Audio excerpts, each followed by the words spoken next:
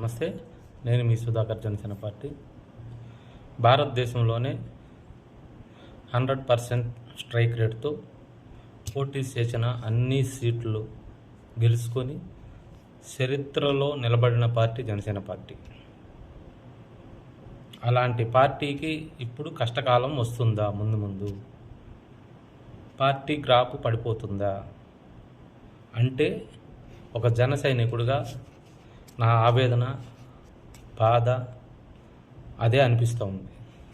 ఎందుకు అని అంటే ఇటీవల కాలంలో గత 3-4 నెలల నుంచి పవన్ కళ్యాణ్ గారు సినిమాలు కంప్లీట్ చేసుకొని రిలీజ్ అయిపోయిన తర్వాత పూర్తిగా ప్రజల్లోనే ఉంటూ ప్రజల సమస్యల గురించి తెలుసుకుంటూ అప్పుడప్పుడు పర్యటనలు చేస్తూ ఉన్నారు.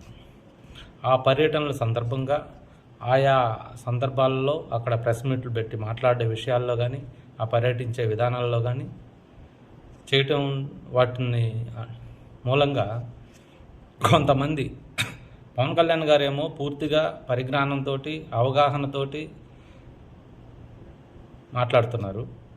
దానికి విడివిడి పరిజ్ఞానంతో ఉన్న కొంతమంది, అవగాహన లేని కొంతమంది ట్రోలర్స్ కాకుల్లాగా కాసుకొని రెడీగా ఉంటున్నారు పవన్ కళ్యాణ్ గారిని ట్రోల్ చేయడానికి.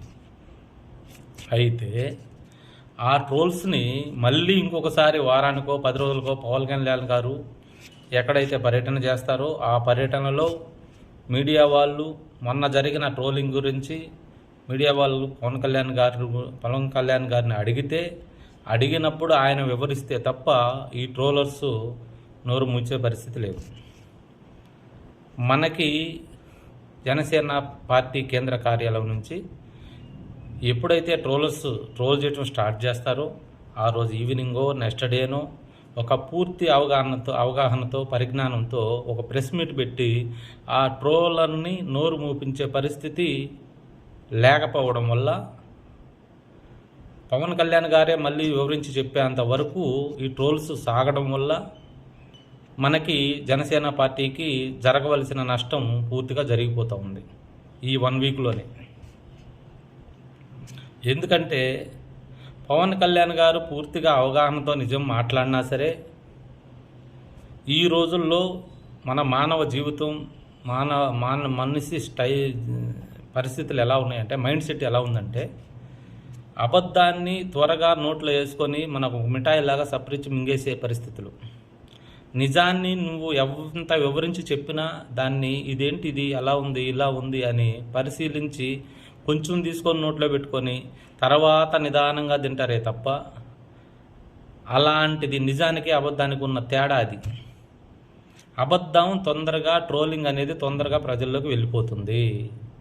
మనకి జనసేన పార్టీ ఆఫీస్ నుంచి ఇమ్మీడియట్గా ట్రోలర్కి చెక్ పెట్టే విధంగా అవగాహనతో ప్రెస్ మీట్ పెట్టి మాట్లాడే వ్యవస్థ లేకపోవడం వలన అన్నీ తానే చేసుకోవాల్సిన పరిస్థితి, పవన్ కళ్యాణ్ గారే చేసుకోవాల్సిన పరిస్థితి రావడం వలన మన జనసేన పార్టీకి ముందు గడ్డు కాలం రాబోతుంది అని నా ఆవేదన, నా బాధ.